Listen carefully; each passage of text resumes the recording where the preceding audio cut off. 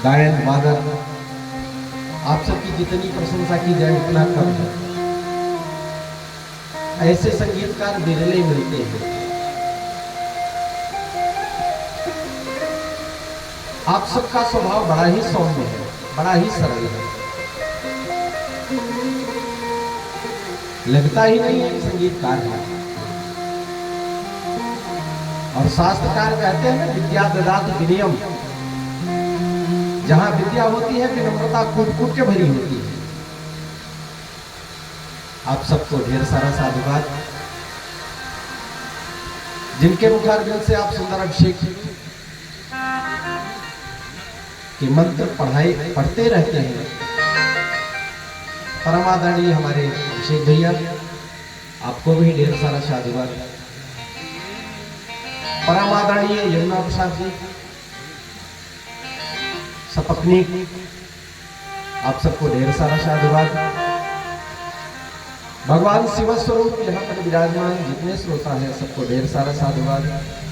सीता सती सावित्री के पच्चीनों का अनुगमन करने वाली हमारी माताएं और बहनें जो रात में जागरण करती हैं, उनके लिए भी ढेर सारा साधुवाद। खूब भजन गाती हैं, खूब आनंद आता है। थोड़ा सा और बढ़ा दो बाबा, थोड़ा सा और बढ़ा दो। कल हम सभी ने विवाह भगवान शिव के देखे। शंकर जी का विवाह बड़ा दिव्य रहा। छोटे छोटे बच्चे क्या गजब के भूत प्रेत बने थे। बड़ा सुंदर नंदी जी को सजाया गया था। भगवान शिव, भगवती पार्वती, क्या दिव्य स्वरूप था। महाराज जब इनका श्रृंगार होने लगा भगवान शिव का,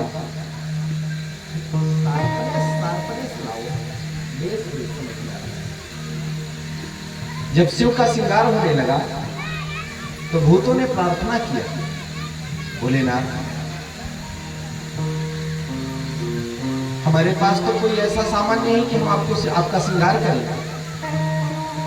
भूतों ने कहा, स्वामी जी हमने सुन रखा है जब किसी दूल्हा का विवाह होता है तो ब्यूटी पार्लर में जाता है, खूब श्रृंगार करता है, तब ससुराल जाता है।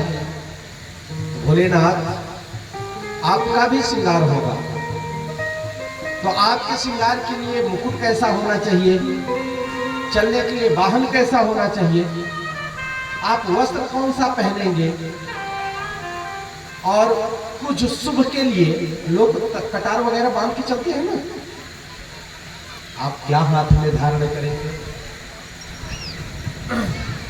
भगवान भोलेनाथ ने कहा, हमारे यहां जो है सो चलेगा साथ। एक भूत दौड़ा आया। भूत ने कहा, महाराज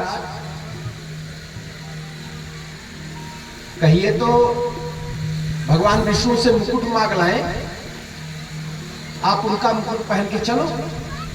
भोलेनाथ ने कहा, मुझे मुकुट की आवश्यकता नहीं है। तो कहा, मेरे पास सर्प है और सर्पों की सुंदर मुकुट बनाओ। भूतों ने सांप का मुकुट बनाना शुरू कर दिया। किसी वही शंभु गण करहि सिंगारा, जटा मुकुट वही मोर सवारा। वही शंभु गण करहि सिंगारा, जटा मुकुट वही मोर कुंडल पहिरे प्याला, कुंडल पहिरे प्याला।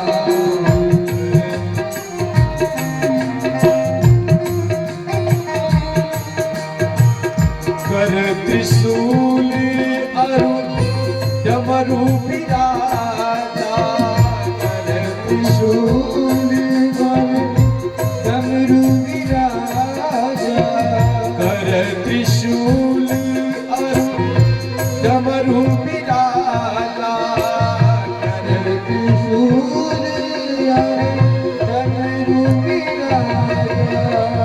चले बस चढ़ी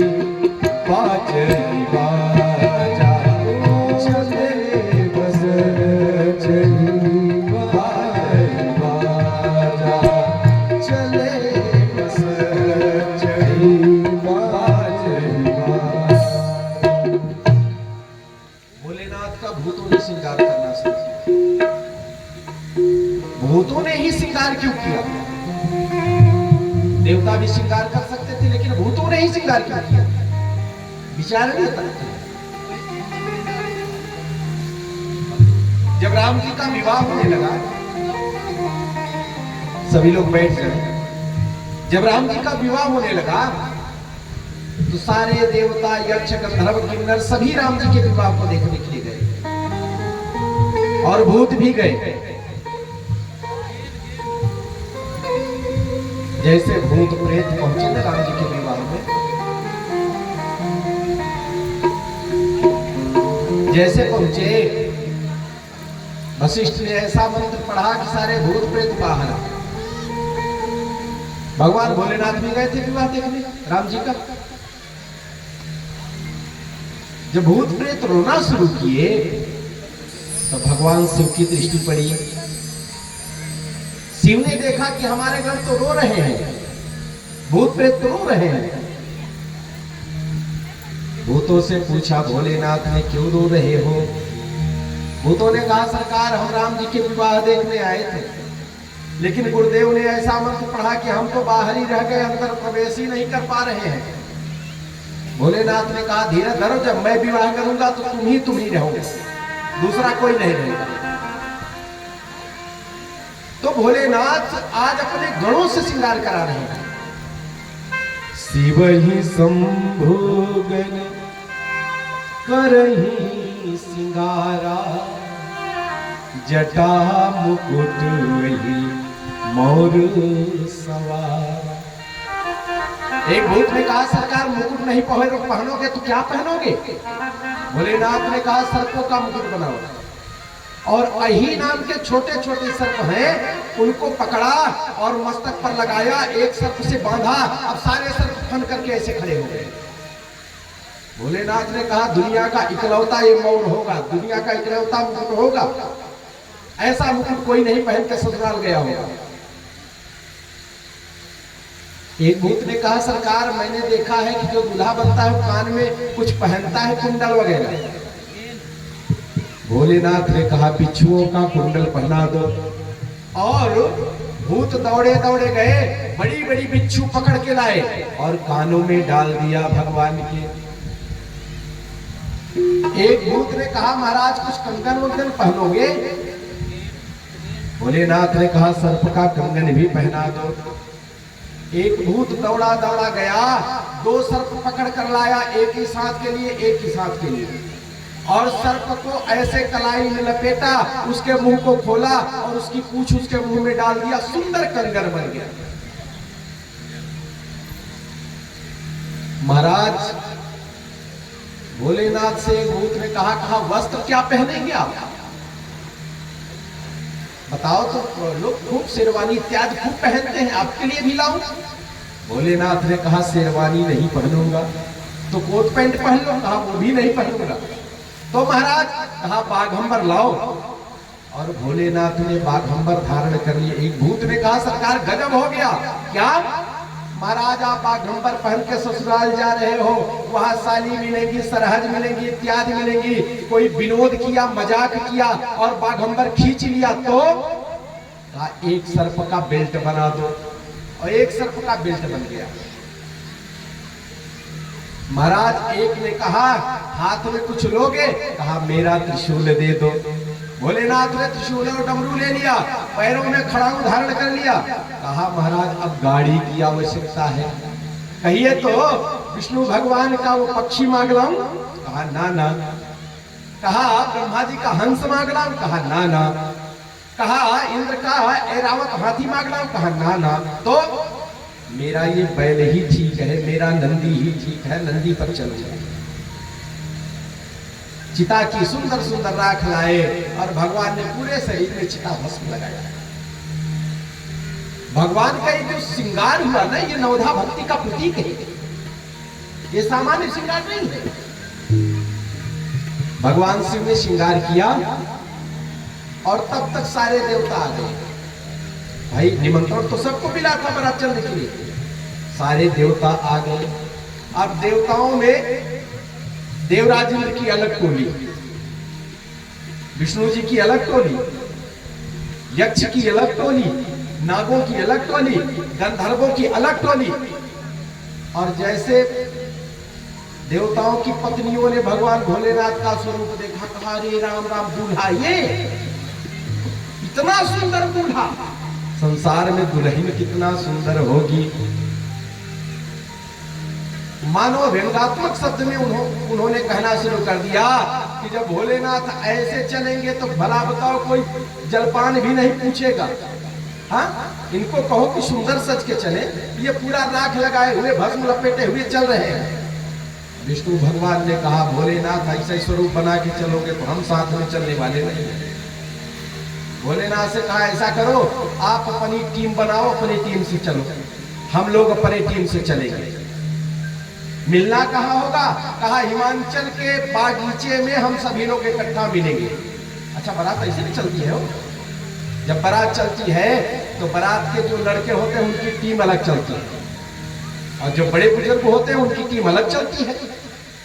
महाराज बारात चली, आगे आगे भोलेनाथ, आगे आगे देवताओं की बारात जब चली तो भोलेनाथ ने कहा कि अब सब तो चले गए, हम अकेले फंसे।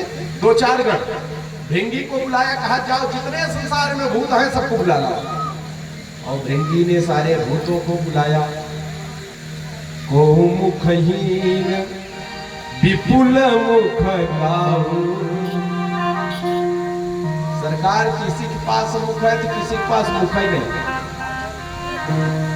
किसी के पास हाथ है तो किसी के पास हाथ ही नहीं, और किसी के पास पैर है तो पैर ही पैर है, और किसी के पास पैर नहीं है तो कुछ भी नहीं है। ऐसे चल रहा है, कोई उड़ता हुआ चल रहा है तो कोई लौटता हुआ चल रहा है, कोई आगे चल रहा है तो कोई पीछे चल रहा है। इस प्रकार से भूतों की सुंदर टोली सज गई। महाराज भगवान शिव चले बारात।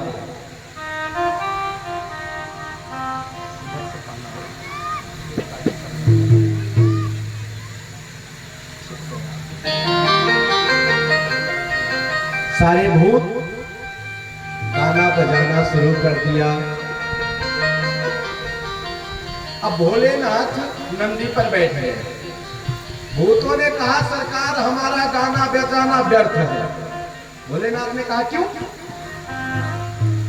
भूतों ने कहा सरकार देखने वाला कोई नहीं है, जब तक देखेगा नहीं तो हम कैसे गाएंगे बजाएंगे।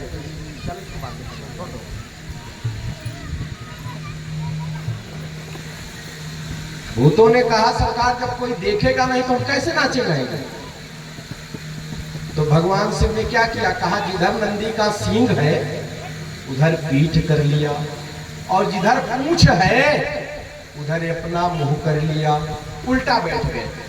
अब नंदी आगे आगे, अब पीछे से भूत गाना शुरू किए कि बसहा चढ़ल बहुरवा, आगे माई शंकर दुल्हवा, बसहा चढ़ल बहुरवा, आगे माई शंकर दुल्हवा, शंकर दुल्हवा माई है शंकर दुल्हवा, शंकर दुल्हवा माई है शंकर दुल्हवा, बसहा चढ़ल बहुरवा, आगे माई शंकर दुल्हवा, बसहा चढ़ल बहुरवा, आगे माई शंकर दुल्हवा।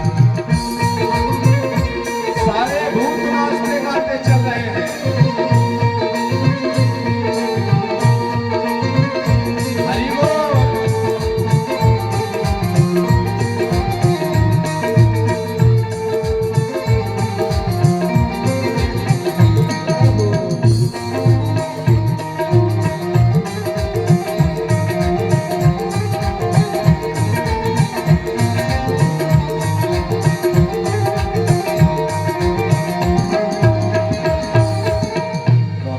विभूति सोहे कहाँ मुंड मलवा, कहाँ विभूति सोहे कहाँ मुंड मलवा, कहाँ विभूति सोहे कहाँ मुंड मलवा, कहाँ विभूति सोहे कहाँ मुंड मलवा, कहाँ पे सोहे गंगाधरवा, आगे माई शंकर दुल्हवा, कहाँ पे सोहे गंगाधरवा, आगे माई शंकर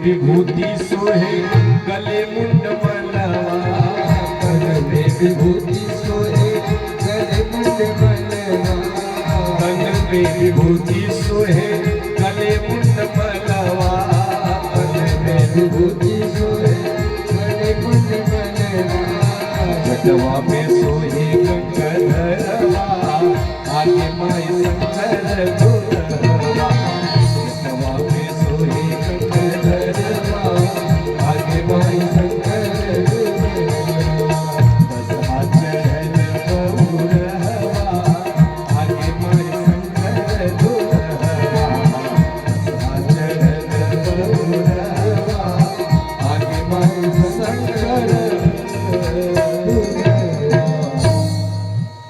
सारे भूत प्रेत नाचते हुए आगे आगे चल रहे हैं।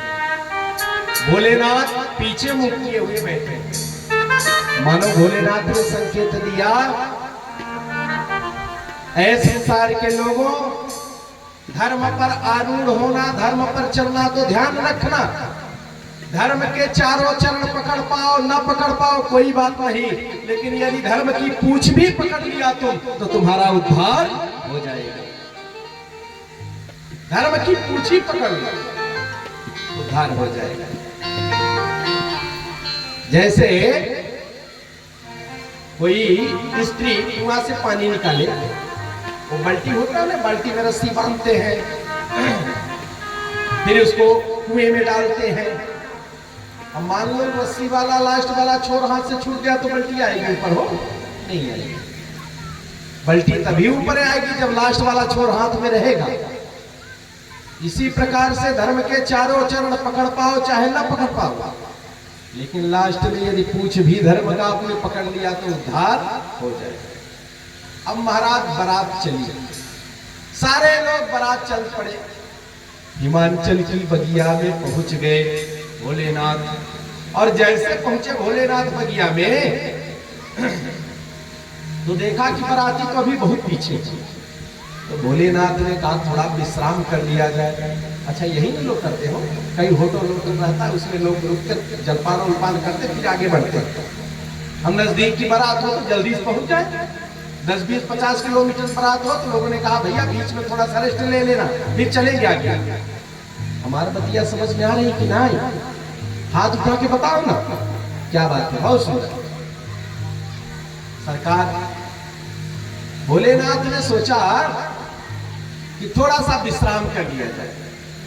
अब भोलेनाथ ने हिमाचल की बगिया में सुंदर विश्राम करना शुरू कर दिया। नंदी ने सोचा अब ससुराल पिताजी के चल रहे हैं, भोजन कब मिले कब न मिले, तो ऐसा करो कुछ खा पी लिया जाए।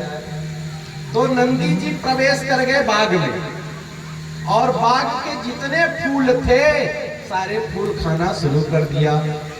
और उधर से हिमाचल की मालिन समझते हैं ना, जो फूल तोड़ने वाली होती है, मालिन हाथ में डलिया लेकर, डलिया समझते हैं ना जिसमें फूल रखा जाता है, लेकर चली फूल लाने के लिए कि शाम को पूजा में फूल लगेगा। और यहाँ आई तो देखती है कि कोई बैल सारा फूल खा गया। महाराज बैल को खूब गाली दिया और मारने के लिए जैसे डलिया उठा के मारना चाहा, भोलेनाथ ने देखा कि हमारे बैल को कोई मार रहा है, तो भोलेनाथ ने एक चमत्कार कर दिया। क्या? जैसे मालिन ने मारना चाहा, भोलेनाथ ने कृपा कर दिया, वो बांस की डलिया सोने की हो गई। किसकी हो गई? महाराज बांस की डलिया जब सोने की हुई तो मालिन ने उस डलिया को आंचल में छिपाया और लेकर घर की ओर चली। और मालिन के साथ जो आई थी उन्होंने कहा, अरे मालिन बगैर फूल लिए तुम क्यों चली जा रही हो? मालिन ने कहा रुको आ रही हो। और छीना झपटी में आंचल खुल गया और डलिया दिख गई। लोगों ने पूछा चुरा के लाई हो क्या? कहा ना ना। तो फिर कहाँ मिली है डलिया? सोने की। कहा बाबा के बगीचे में, हिमाचल बाबा के बगीचे में एक बैल आया है, और उसे यदि किसी बांस से मारो तो वह बांस सोने में परिवर्तित हो जाता है। महाराज, अगर कोई कहते कि मंच पर एक ढेला मारो सोना बन जाए तो क्या आप लोग चूकोगे क्या? हाँ, जिसके हाथ में जो रहेगा सो मारना शुरू कर, सोना तो बनेगा। एक महात्मा जी थे, गुरुदेव ने उनको पढ़ा लिखा कर खूब बड़ा किया। जो शिक्षा दिया गुरु जी ने, कहा इसका प्रदर्शन कभी मत करना। चेला ने कहा ठीक है, नहीं करेंगे। लेकिन एक दिन प्रदर्शन कर दिया। क्रोध में आए, एक अत्यधिक गरीब व्यक्ति था, वो गुरुदेव के चेला के पास गया, प्रणाम किया। उन्होंने एक बाल उठाड़ा, उसे दे दिया, ले जा धनवान हो जा। और रातों रातों धनवान हो गया। लोगों ने पूछा महाराज कैसे धनवान हो गए? कहा बाबा जी एक बाल उखाड़ के दे दे तो धनवान हो जाओ। अब महाराज बाबा जी के पास बाल वाले लाइन लगाना शुरू कर दिए। हाँ, बाबा जी अब रोज किसको किसको दे? महाराज एक दिन बाबा जी को पटक कर सारे गांव वालों ने पूरा बाल नोच लिया, धनवान बनने के चक्कर में। गुरुदेव ने मना किया था प्रदर्शन कभी मत करना। भोलेनाथ ने जैसे कौतुक दिखाया था, आहा, मालिन के जो बगल अगल लोग थे, सारे लोग कोई डंडा लिया तो कोई लठ लिया, जिनके पास जो सामान था हो लकड़ी का, सारे लोग लकड़ी का सामान लेकर चल पड़े सोना बनवाने के लिए। महाराज जब चले ना, भोलेनाथ ने सोचा कि स्वागत करने के लिए लोग आ रहे हैं। अच्छा, एक व्यक्ति चले तो कम आवाज होता है, जब पूरा गांव एक साथ चले तो आवाज होता है ना। भोलेनाथ ने सोचा हमारे स्वागत के लिए लोग आ रहे हैं, और नजदीक आते हुए लोगों के हाथ में जब देखा भोलेनाथ ने ना, समझ गए कि कौन सी स्वागत होने वाली है। तो भोलेनाथ ने अपने दाढ़ियों में मधुमक्खी का छत्ता लगाया है। मधुमक्खी धीरे से खुजलाया, सारी मधुमक्खी गांव वालों की तरफ दौड़ पड़ी, और जब दो चार को मधुमक्खियों ने काटा, सारे लोग डंडा फेंककर वापस अपने अपने घर को चले गए। प्रेम से बोले आस्तोष भगवान की। इसी बीच पार्वती की कुछ सखियां भोलेनाथ को देखने आई कि भैया दूल्हा कैसा है, चलो देख कर लिया जाए। देखी दूल्हा को, और देखकर पार्वती से कहती है, पार्वती तुम्हारा किस्मत फूट गया। क्यों? अरे तुम्हारा दूल्हा कैसा है बताऊं? पार्वती ने पूछा बताओ। अब वो तो कहना शुरू की, क्या कि पार्वती तोरा सैया मैं देख आई, पार्वती तोरा सैया मैं देख आई, पार्वती तोरा सैया मैं देख आई, पार्वती तोरा सैया मैं देख आई, पार्वती तोरा सैया मैं देख आई, पार्वती तोरा सैया मैं देख आई। पार्वती ने कहा कैसा है?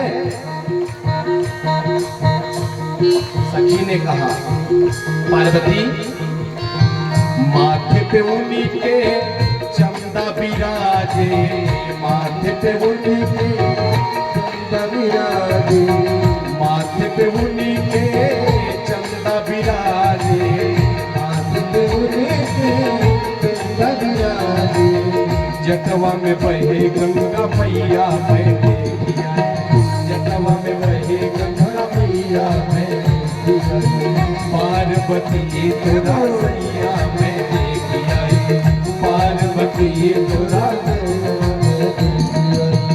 पार्वती ने कहा एक बात बताओ, हार और पहने हैं कि नहीं? कुंडल उंडल पहने हैं कि नहीं? सखी ने कहा अत्याचार हो गया। क्या हुआ? गलवा में मुनि के सर्पों की माला, गलवा में मुनि के सर्पों की माला। पार्वती तुम हार की बात करते हो तो सर्पों की माला पहन लेता है।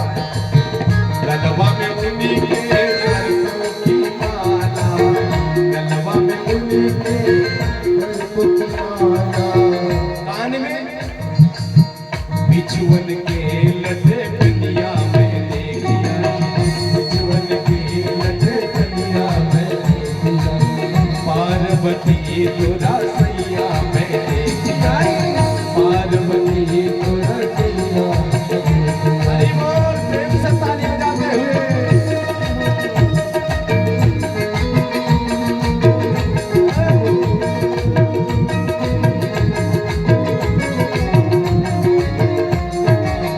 जय हो।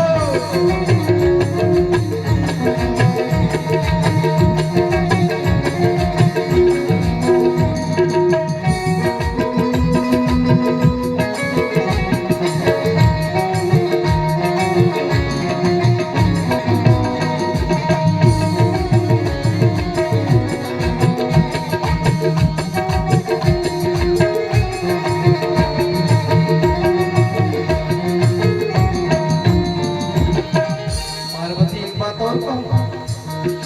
पार्वती ने कहा उसकी स्थिति देखकर हमें ऐसा नहीं लगता कि तुम विवाह कर पाओगे।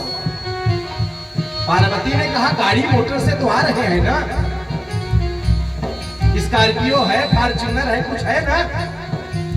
कहा ना ना, तो रथ से आ रहे हैं। कहा ना, पुष्पक से आ रहे हैं। कहा ना, कोई विमान से आ रहे हैं। कहा ना, तो बूढ़ा बैल की करे सवारी, बूढ़ा बैल की करे सवारी, बूढ़ा बैल की करे सवारी, बूढ़ा बैल की करे सवारी। पार्वती गाड़ी का ख्वाब छोड़ दो, तुम्हें जीवन पर्यंत बैल से ही चलना पड़ेगा। अरे बूढ़ा बैल की करे सवारी, बूढ़ा बैल की करे सवारी। पार्वती ने कहा अच्छा बताओ बाजा वजा लाए हैं कि नहीं। हाँ? भाई ये बारात चलती है तो आगे आगे बाजा बजाने वाले होते हैं ना। बाजा नहीं है, शहनाई है। कहा नहीं है, तो डमरू के बजवनिया में देखिया, डमरू के बजवनिया में देखिया, डमरू के बजवनिया में देखिया, डमरू के बजवनिया में देखिया। पार्वती तोरा सैया में देखिया, ओ पार्वती तोरा सैया में देखिया।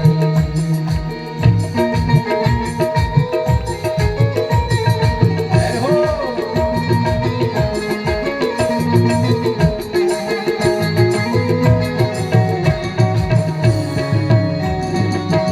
प्रेम से ताली बजाते हुए हरि बोल।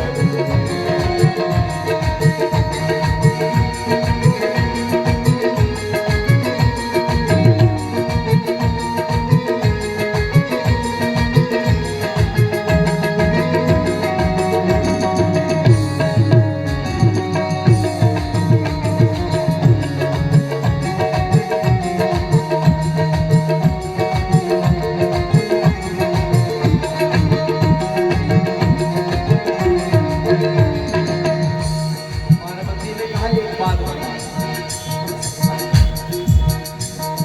कुछ हार और ला रहे हैं कि नहीं। अरे कुछ आभूषण साथ में ला रहे हैं कि नहीं। यही ना देखने जाते हैं वो। हाँ? लड़के वाले ने कोई आभूषण लाया कि नहीं लाया। सखी ने कहा देवी भांगा गांजा भांगा के धुनी रमावे, गांजा भांगा के धुनी रमावे, गांजा भांगा के धुनी रमावे, गांजा भांगा के धुनी रमावे। बैठे मदार की छैया में देखिया, बैठे मदार की छैया में देखिया। पार्वती की तुरा सैया में देखिया, ओ पार्वती तुरा सैया में देखिया। इतना ही नहीं, बिछुअन के राह कंगन पहिरे, बिछुअन के राह कंगन पहिरे, बिछुअन के राह कंगन पहिरे, बिछुअन के राह कंगन पहिरे। कारी नाग करिया मैं देखिया, कारी नाग करिया मैं देखिया।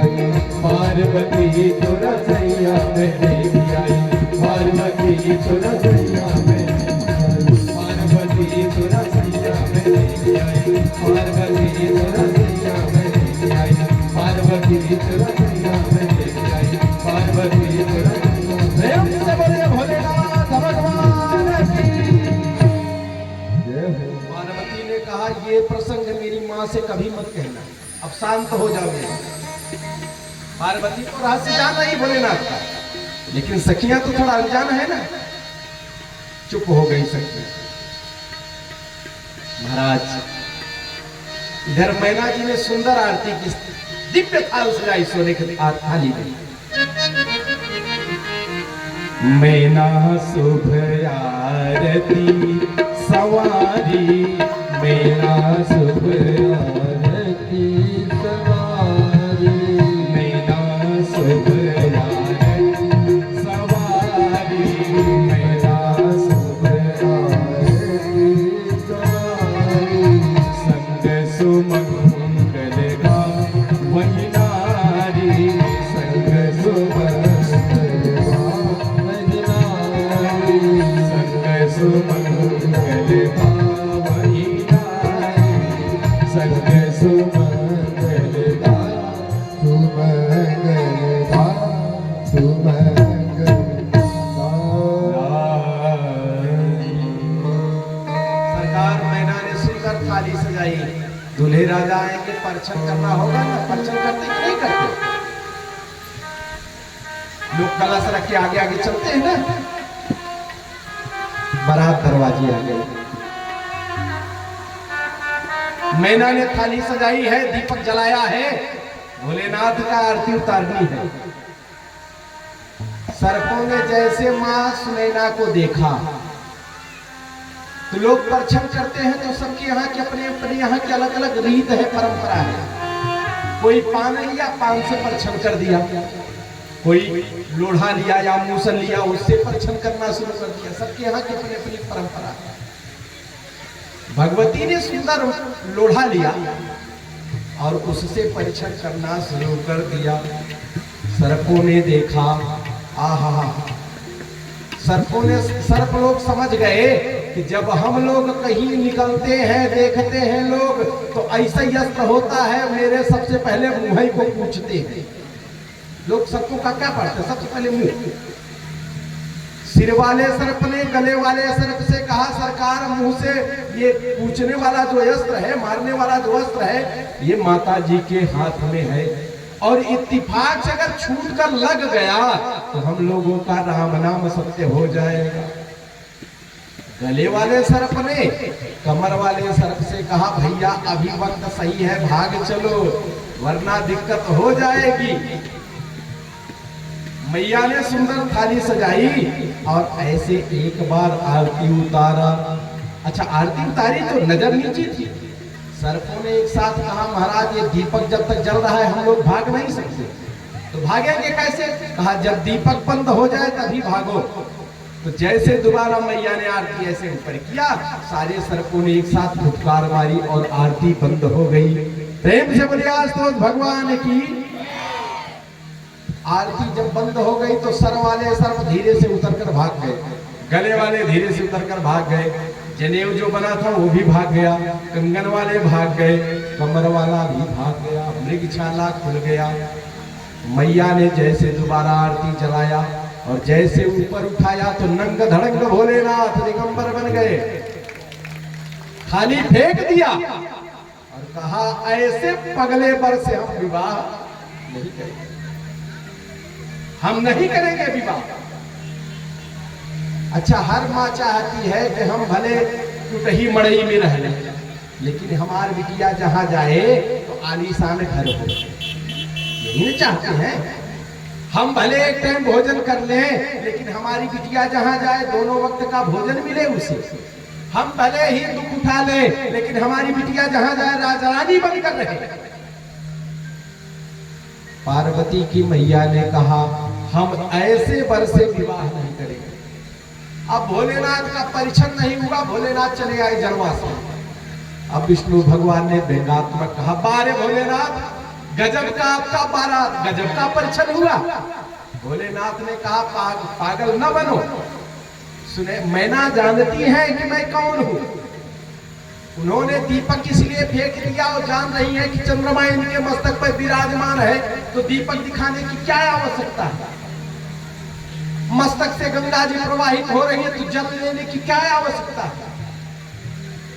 भोलेनाथ ने जैसे कहा, भगवान विष्णु ने कहा, स्वामी ये आपकी लीला आप ही जानो, हम लोगों को पहले भोजन कर लेने दो। अच्छा, बराती लोग यही चाहते हैं, क्या हो, दूल्हा दुल्हन, अब तो प्रथा हो गई है, दूल्हा दुल्हन, ससुराल वाले ज्यादा से ज्यादा 10 लोग रुकेंगे, मौसा रुकेंगे, फूफा रुकेंगे, चाचा रुकेंगे, काका रुकेंगे, बाकी बराती भोजन के बाद घर है ना, बाकी बारात भोजन के बाद है। भोलेनाथ के साथ भगवान विष्णु ने कहा, सरकार भोजन कर लेने दो, फिर उसके बाद आप बारात करा दो। राम जी के विवाह में विवाहोपरांत भोजन हुआ, लेकिन भोलेनाथ के विवाह में पहले भोजन हुआ, फिर शनि जी पहुंचे। शनि का नाम सुना है ना? महाराज शनि जिधर देख लेते थे सब राम राम सत्य, एक बार जिधर देख ले कुछ बचबा ही न करे। भगवती ने देखा, पार्वती जी ने ऐसी माया फेरा कि शनि जी बिल्कुल तृप्त हो गए। अब सारे बराती भोजन किए। भोजन करने के बाद नारद जी आए। नारद जी मैना से कहे, माता जी अब विवाह की पद्धति शुरू की जाए। मैना ने नारद को गाली देना शुरू कर दिया। अरे नारद, बांझ क्या जाने प्रसव की पीड़ा, हाँ तुम क्या जानो, ना तुम्हारे बच्चे ना बच्ची, हाँ तुम क्या जानो दर्द क्या होता है, इस पगले से हम बिटिया का ब्याह करेंगे। मैया ने कह दिया, जो फल स्वर्ग के वृक्ष में लगना चाहिए वो बबूल में लग रहा है। बबूल समझते हैं ना, जिसमें कांटा होता है। कहा, हमारी इतनी सुंदर पुत्री और हम इस पागल को दे दें। नारद जी से कहना शुरू कर दिया कि रही है कंवारी कैसो। मेरी भाषा तो समझ में आएगी नहीं? मैया ने कहा, नारद सुनो, रही है कंवारी कैसो, जिनकी बीतई है लेकिन पगला के संग में हमारी गौरा नाही जई है। पगला के संग में हमारी गौरा नाही जई रही है कंवारी कैसो, दिनवा बीतई है लेकिन पगला के संग में हमारी गौरा नाही जई। पगला के संग में हमारी गौरा नाही। मैना ने सीधा सीधा जवाब दे दिया भोलेनाथ को। नारद जी कह देना, मेरी पुत्री बगैर विवाह के रह लेगी, मैं जल में कूद जाऊंगी बिटिया को लेकर, पर्वत से छलांग लगा जाऊंगी बिटिया को लेकर, अग्नि में प्रवेश कर जाऊंगी बिटिया को लेकर, लेकिन पगले के साथ। पगला के संग में हमारी गौरा नाही जई। पगला के संग में हमारी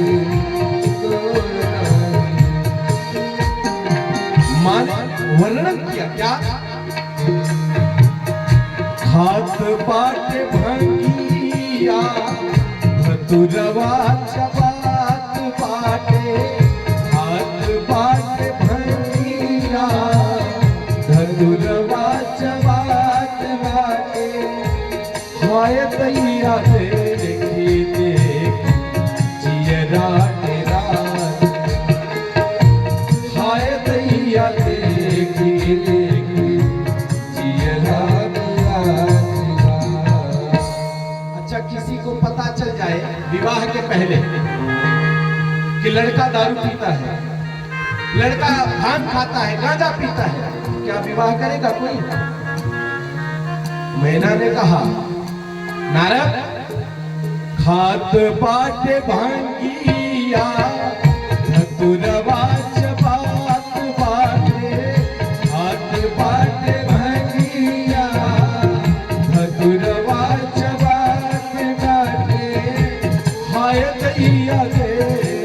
देख जियरा निराश बाटे। हाय नैया देखी देखी जियरा निराश बाटे। नारद करी है वो उपवास चाहे, करी है वो उपवास चाहे, भरी पेट खाई है लेकिन पगला के संग में हमारी गौरा नाही नहीं। पगला के संग में हमारी गौरा नाही नहीं। गई कवारी कैसो, गई कवारी कैसो, जिंदगी बिताई है लेकिन पगला के संग में हमारी गौरा नाही नहीं। पगला के संग में हमारी गौरा नाही। माने कहा नारद जी ध्यान देकर सुनना। क्या?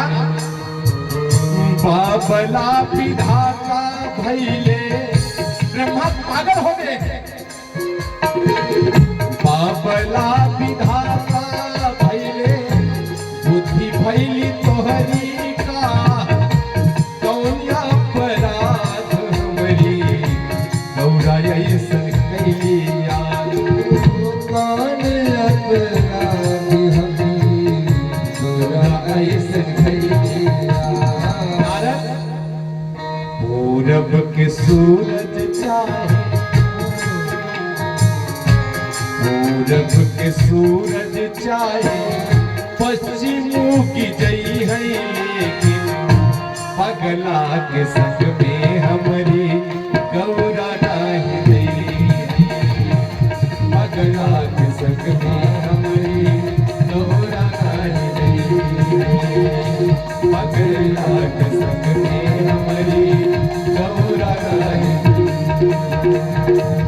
नहीं। कवारी कैसो, नहीं कवारी कैसो, जिनवा बितई है लेकिन पगला के संग में हमारी गौरा नाही नहीं। पगला के संग में हमारी गौरा नाही नहीं। पगला के संग में हमारी गौरा नाही नहीं।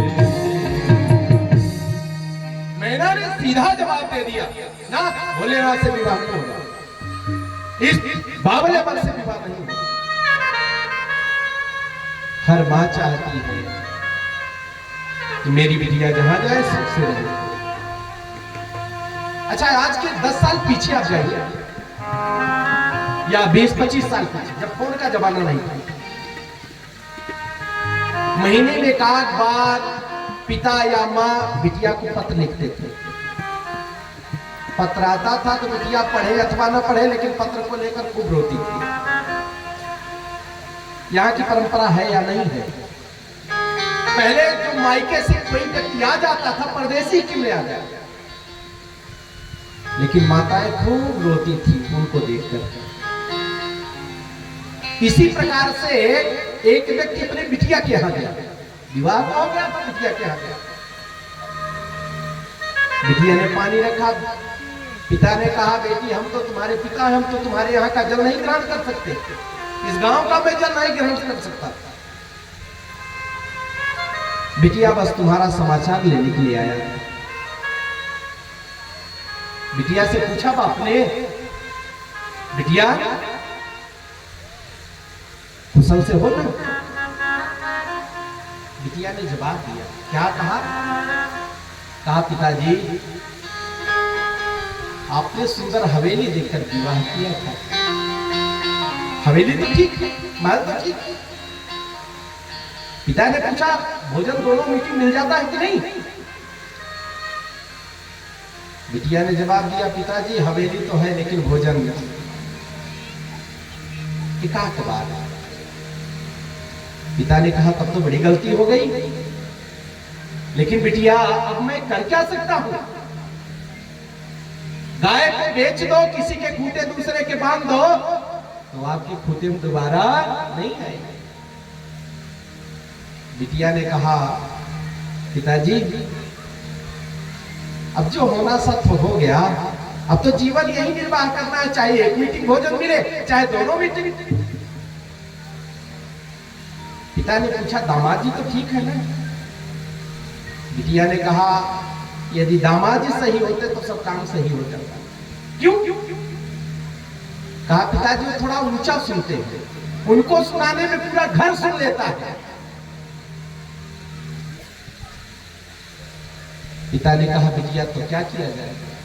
बिटिया ने कहा पिताजी अब मैं जहां आ गई हूं यहीं रहना है। मेरे कहने का तात्पर्य हर पिता चाहता है कि मैं किसी भी अवस्था में रह लूं, लेकिन मेरी बेटी जहां जाए शौक से रहे, ऐसे रहे। मैना ने सीधा इनकार कर दिया, मैं ऐसे वर के साथ।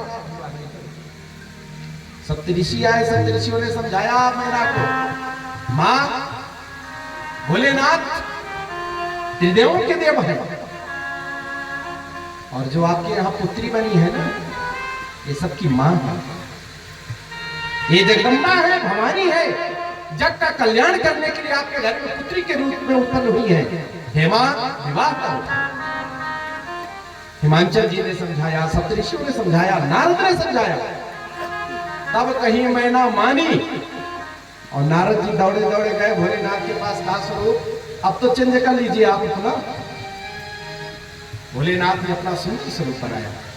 कर्पूर गौरम करुणावतारम संसार सारम भुजगेंद्रहारम।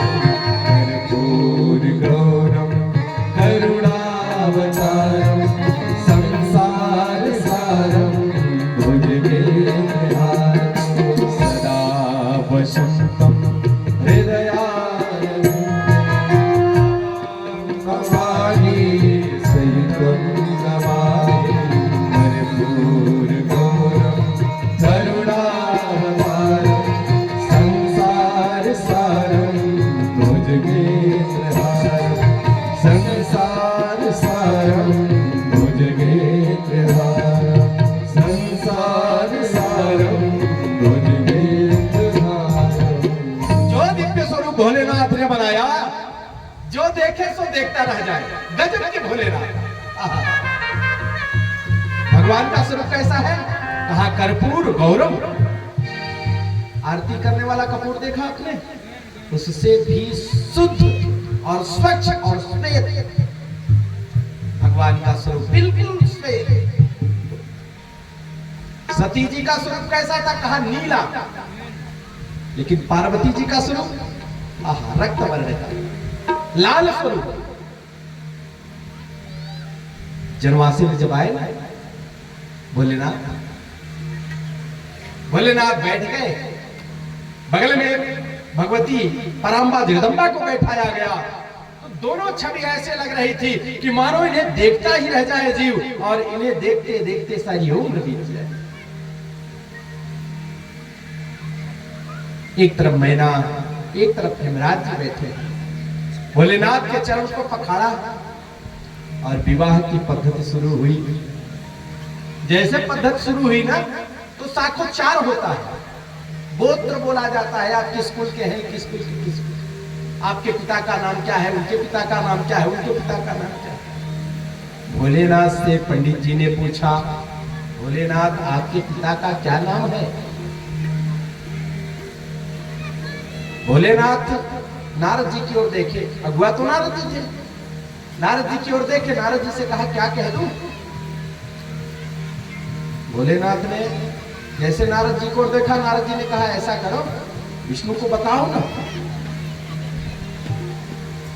भोलेनाथ ने कहा पंडित जी हमारे पिताजी का नाम विष्णु है। अच्छा, पंडित जी सामान्य होते तो चुप हो जाते।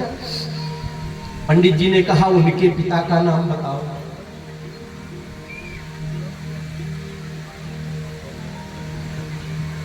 नारद ने कहा ऐसा करो, क्रम चेंज करो। क्या? अपने पिताजी को ब्रह्मा बताओ। भोलेनाथ ने कहा ठीक है। भोलेनाथ ने पंडित जी से कहा पंडित जी सुनिए, मेरे पिताजी का नाम ब्रह्मा। पंडित जी ने कहा उनके पिताजी का नाम। फिर नारद की ओर देखे, अब क्या कह दूं? कहा अब विष्णु कर दो। पंडित जी ने कहा, पंडित जी भगवान भोलेनाथ ने कहा, पंडित जी सुनिए, मेरे पिताजी का नाम ब्रह्मा और उनके पिताजी का नाम विष्णु। पंडित जी ने कहा विष्णु के भी पिताजी का नाम बता दो। भोलेनाथ नारद जी की ओर देखे। नारद जी ने कहा हमारा दिमाग नहीं काम कर रहा है, जो सो कहना है कह डालो। भोलेनाथ ने कहा पंडित जी सुनिए, हमारे पिता का नाम ब्रह्मा, उनके पिता का नाम विष्णु और उनके भी पिता का नाम शंकर। प्रेम से बोले आस्तोष भगवान की। लास्ट में सबका बाप मैं ही कि पानी ग्रहण जब की महेशा, पानी ग्रहण जब की महेशा, पानी ग्रहण जब की महेशा, पानी ग्रहण जब की महेशा, पानी ग्रहण जब न महेशा, पानी ग्रहण जब की महेशा, पानी ग्रहण जब की महेशा, पानी ग्रहण जब की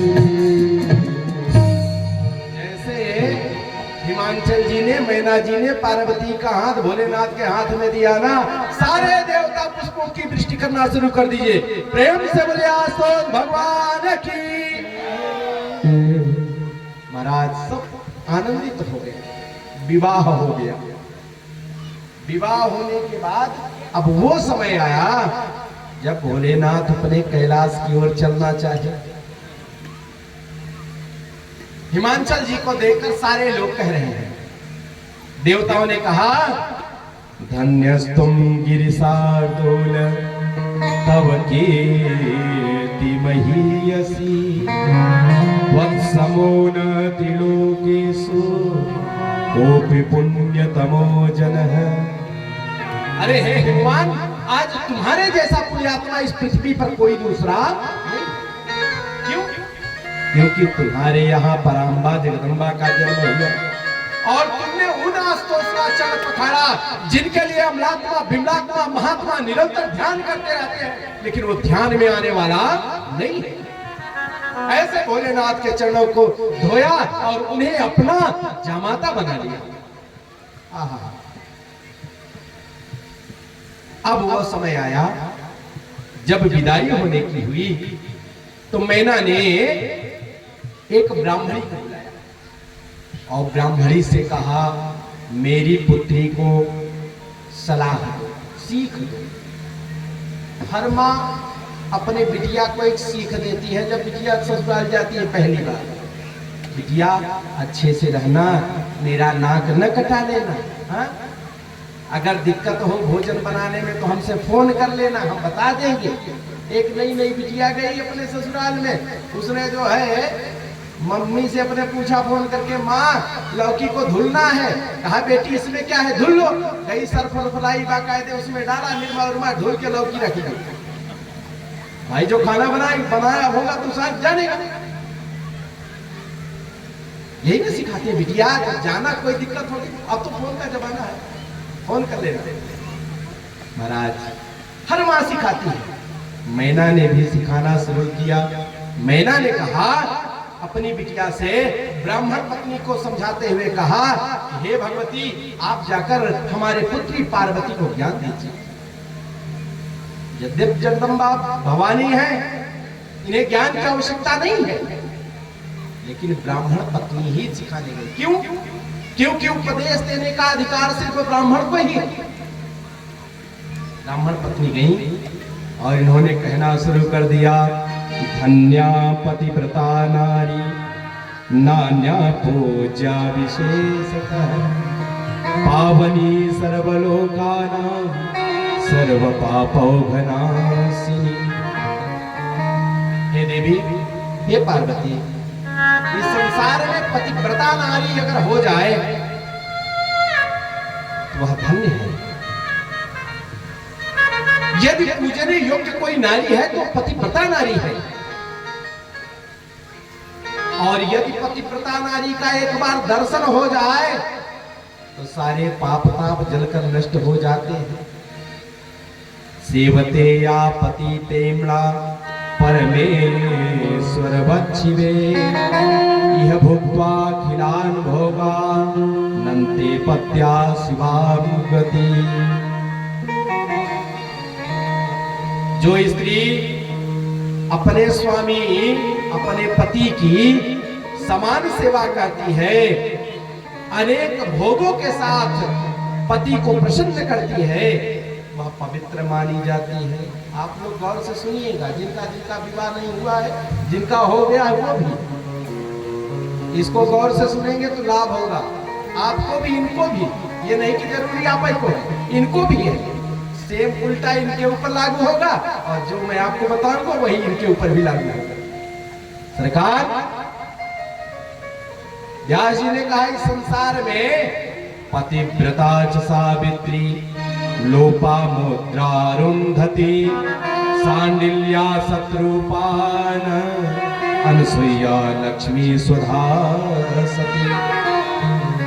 संसार में जितनी कीर्तिमान है, जो पूज्या है, उसमें चाहे सावित्री हो, चाहे लोपामुद्रा हो, चाहे अरुंधति हो, चाहे सांडिल्या हो, चाहे शत्रुपा हो, चाहे अनुसुईया हो, चाहे लक्ष्मी हो, चाहे स्वधा हो, चाहे स्वती हो, चाहे संज्ञा हो, चाहे सुमति हो, ढेर सारा नाम गिराया। सब पातिव्रत धर्म के कारण पूजनीय है। इस संसार में जो पातिव्रत धर्म अपनाता है, सेवन करता है, वही पूजनीय होता है। और देवी एक बात और कहूं, स्त्री को चाहिए कि जब पति भोजन कर ले तब वह भोजन करे। ये नहीं कि पहले जाके खा के बिल्कुल टनाटन, हाँ पति जब आए तो भोजन दे। महाराज, पत्नी का धर्म है पहले पति को भोजन कराए फिर स्वयं भोजन करे। यदि पति के थाली में कुछ बच गया है तो उसी की थाली में खा ले। पति पत्नी दोनों एक साथ कभी भोजन नहीं करने चाहिए। प्रायश्चित लगता है कि एक ही थाली में पति भी खाना शुरू कर दे, पत्नी भी खाना शुरू कर दे। ना, ऐसा नहीं करना चाहिए। पति के सो जाने पर ही पत्नी सोए, और तो और पति के उठने से पहले पत्नी को जग जाना चाहिए। सरकार जैसे पत्नी को कभी अलंकार से रहित नहीं रहना चाहिए। कान के जो कान में पहना जाता है, गले में पहना जाता है, मांग में सिंदूर इत्यादि जो कुछ अलंकार हैं, पत्नी को सदैव धारण करना चाहिए। ये शुभ है। यदि आप इसको धारण नहीं करेंगे तो पति की आयु क्षीण होगी, इसलिए हर वक्त धारण करना चाहिए। पतिव्रता स्त्री को चाहिए कि अपने पति का नाम कभी न ले। है लोग बड़े प्रेम से कह देते हैं, सुनो, पता ही नहीं चलता कि नौकर को बुला रहे पति को बुला रहे। अब पति लोग ऐसे हैं, ऐसा आवाज देंगे ना कि पता ही नहीं चलेगा कि नौकरानी बुला रही पति पत्नी को बुला रहे। शास्त्र कहता है गुरु का नाम, ज्येष्ठ पुत्र का नाम, अपनी पत्नी का नाम कभी नहीं लेना चाहिए। आज से जो लेते हैं छोड़ देना, और एक पर्सनल नाम रख लेना, जो रखना होगा, चप्पू गप्पू टप्पू जो भी नाम रखना होगा। हाँ, हर पत्नी अपने इच्छा अनुसार अपने पति का नाम रख ले। रियली पूछा जाए तो दशरथ जी की 3 रानियां, अब तीनों रानियों के नाम क्या है ये कोई नहीं जानता। क्या जानते हैं? कौशल्या, कौशल प्रदेश से है इसलिए उनका नाम कौशल्या हो गया। सुमित्रा सिंध सौवीर प्रदेश से आई, सौमित्र प्रदेश से आई, सुमित्रा नाम हो गया। कैकेयी देश से आई, कैकेयी नाम हो गया। लेकिन इनका ओरिजिनल नाम क्या है लोग नहीं जानते, है ना। पहले लोग जहां मायका होता था मायका के अनुसार उसका नामकरण कर देते थे, फला जगह से आई है इसका ये नाम होगा, है ना? ऐसा करते थे नहीं करते। अब मॉडल हुए हम, तो जब मॉडल हुए तो पत्नी का नाम लेना शुरू कर दिया। अब पत्नियां भी बड़े प्रेम से नाम लेते हैं। एक क्या कहें घटना, बड़ी गजब की स्थिति है। पति पढ़ते पढ़ते डॉक्टर बना, पढ़ते पढ़ते आंख फोड़ लिया, डॉक्टर बना, चश्मा चढ़ गया, डॉक्टर बना। और जब विवाह हुआ तो अपने आप ही डॉक्टराइन कहना शुरू कर देंगे। होता है कि नहीं? डॉक्टर कौन है? पति। परिश्रम किसने किया? पति। और डॉक्टराइन की दर्जा आपको मिल गया। मास्टर पति बना और मास्टराइन का दर्जा। अच्छा, ऐसा भारत के सिवा अन्य किसी संविधान में है? नहीं है। सिर्फ मिलेगा तो सनातन में मिलेगा। लोग कहते हैं ना समानता का दर्जा दो। अब इससे बड़ी समानता कहां होगी? कहां होगी? महाराज, पत्नी को चाहिए कि कभी पति का नाम ले। एक मास्टर साहब थे, यहां कोई होंगे तो बुरा मत मानिए, उदाहरण देता चलूं ताकि आपको समझ में आए। एक मास्टर साहब थे। अच्छा, विवाह गांव में थे, गांव से हो गया तो पत्नी उतना पढ़ी लिखी नहीं थी। विवाह हुआ, मास्टर साहब जब पार्टी में जाते तो लोग उनके जो यार मित्र थे वो कहते थे, यार पत्नी को अपने नहीं लाते तुम, हम लोग अपनी अपनी पत्नियों के साथ आते हैं, तुम अकेले आते हो, अब बात नहीं चलेगा, पत्नी को लेकर आना। एक जगह पार्टी हुई और पत्नी को भी साथ ले जाना था। अब मास्टर साहब ने सोचा कि पत्नी को थोड़ा सा सिखा पढ़ा दूं, कैसे बोलना है कैसे नहीं बोलना। पत्नी से कहा, जब कोई तुमसे पूछेंगे कि ये कौन है तो तुम कह देना ये हमारे हस्बैंड है। और जब किसी पत्नी ने कहा यदि कोई पूछ लेगा कि मैं कौन हूं तो तुम कह देना कि मैं इनकी वाइफ हूं। ठीक? अब वो बेचारी रटना शुरू कर दी, ये हमारे हस्बैंड है, हम इनकी वाइफ है, ये हमारे हस्बैंड है, हम इनकी वाइफ है। 2 बच्चे थे छोटे छोटे। अब जब गाड़ी में बैठी उसी समय बच्चे आ गए, मम्मी हम भी चलेंगे। कहाँ जा रही हो? हम भी चलेंगे। अरे चुप रहो, तुमको आ रही है ना। अब भूल गया। अच्छा, पहुंची जब पार्टी में तो वहां खूब लगा रहता है ना, चाउमीन है, बर्गर है, डोसा है, इडली है, अरे पता नहीं तरह तरह के क्या। अच्छा, उस खाने में भूल गई कि क्या कहना है। अब महाराज जब सब लोग इकट्ठा हुए तो लोगों ने पूछा आपका परिचय, तो उन्होंने कहा ये हमारे हैंडपंप है, हम इनकी पाइप है, ये हमारे हैंडपंप है, हम इनके। मास्टर साहब सर पूछना शुरू कर दिया, अरे मैंने तुमको इतना पढ़ाया, क्या तुम बोल गई? इसीलिए पहले लोग बड़े प्यार से नाम रखते थे, हमारे रसीले हैं, ये हमारे फलाने हैं, ये हमारे ढिकाने हैं। लोग कहते थे ना, अरे ना कुछ कहते थे तो बड़े पुत्र का भी नाम नहीं लेना चाहिए। बड़े गौर समझना, छोटे पुत्र का नाम लेकर टप्पू के पापा सुन लो, हाँ, एक गप्पू के पापा सुन लो, इसी तरीके से बुलाते थे। अब तो सीधे सीधे बुलाना शुरू कर दिया है जी। सुनो, सरकार शास्त्र कहता है कि पत्नी को पति का नाम नहीं लेना चाहिए। यदि पति कभी क्रुद्ध हो जाए तो पत्नी को कभी पलटकर जवाब नहीं देना चाहिए। शासित करने पर भी कभी गुस्सा नहीं। मान लो कभी पति तुमको दंड दे दिया तो कभी गुस्सा नहीं करना चाहिए। पति के बुलाने पर घर का सारा कामकाज छोड़ के तत्काल पति के पास आ जाना चाहिए। महाराज हाथ जोड़कर कहना चाहिए कि आपने मुझे किस लिए बुलाया है, बताइए।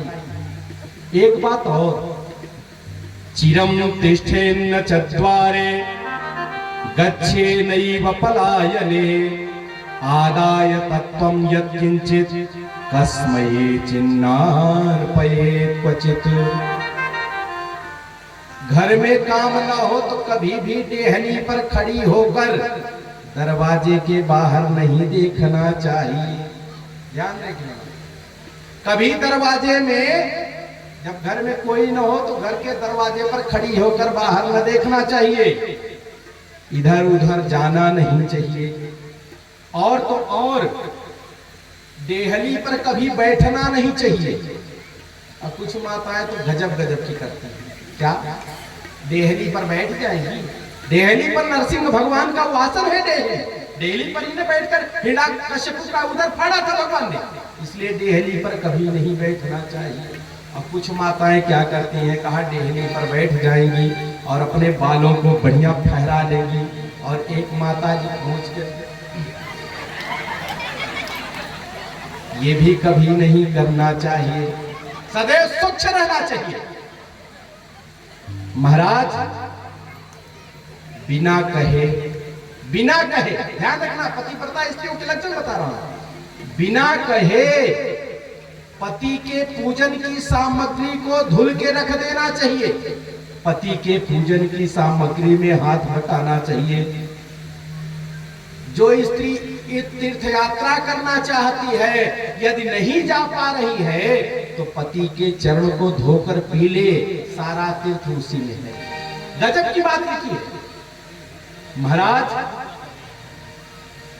वह चरणोदक ले ले पति का, सारे तीर्थ उसके चरणों में समाहित हो जाते हैं।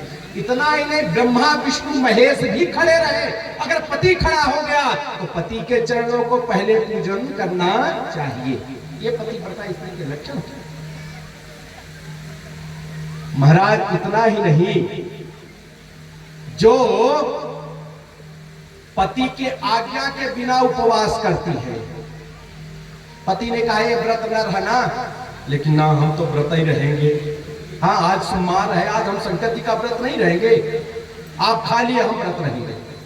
महाराज उसके उपवास का कोई फल उसे प्राप्त होने वाला, पीछे तक आवाज जा रही कि नहीं? बोलो ना, पीछे तक आवाज जा रही है? ठीक है महाराज, उसे कोई फल प्राप्त नहीं होगा, और पति चाहे कैसा हो, क्लीबं वा दुरवस्थं वा व्याधितं वृद्धिमेव च दुःखितं सुखितं वापि पतिमेकं न लंघयते। महाराज पति दुबला हो, पतला हो, एक आंख का हो,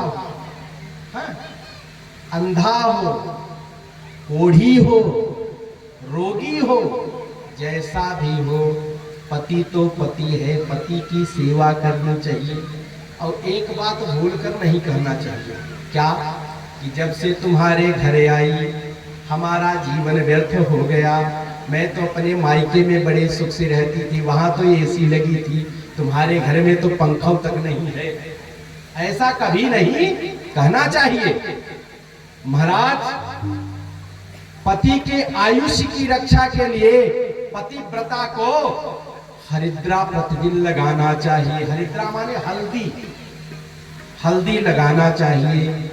और आजकल ये जो यहाँ लगाया जाता है जिसे बिंदी कहते हैं, जो मार्केटों में मिलती है, उस बिंदी को नहीं लगाना चाहिए। तो क्या लगाएं? कहा कुमकुम लगाना चाहिए। क्या लगाना चाहिए? यहाँ कुमकुम लगाना चाहिए, सिंदूर लगाना चाहिए। कौन सा सिंदूर? पीला वाला जो आता है ना, उसे घी में मिलाकर स्त्रियां अपने मांग में लगाएं। ये नहीं कि जो ये लाल बिलाल बना है, हाँ बढ़िया इसको लगा लिया, ये नहीं, सिंदूर लगाएं। पति की लंबी उम्र की इच्छा के लिए आप सिंदूर लगाएं। हनुमान जी क्या किए थे?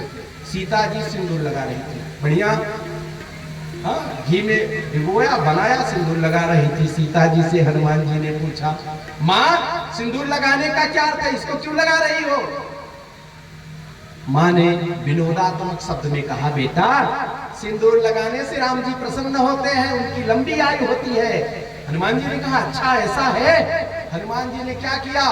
एक बोरा सिंदूर लिया और एक टब में बाकायदे घी में घोला और पूरे शरीर में सिंदूर लगाकर राम जी के दरबार में पहुंच गए। और जैसे राम जी के दरबार में पहुंचे, हनुमान जी को देखकर राम जी खूब प्रसन्न होकर हंसे। बारे हनुमान जी, वो दिन था मंगलवार का, वो दिन था मंगलवार का। जो मंगलवार को हनुमान जी को घी और सिंदूर अर्पित करता है उसके सारे दुख दूर हो जाते हैं। प्रेम से बोले हनुमान जी महाराज की। प्रतिदिन स्त्रियों को सिंदूर लगाना चाहिए, कौन सा? पीला वाला, उसे घी में डुबोकर बढ़िया बनाकर भी लगाना। काजल नित्य प्रति लगाना चाहिए हर स्त्री को।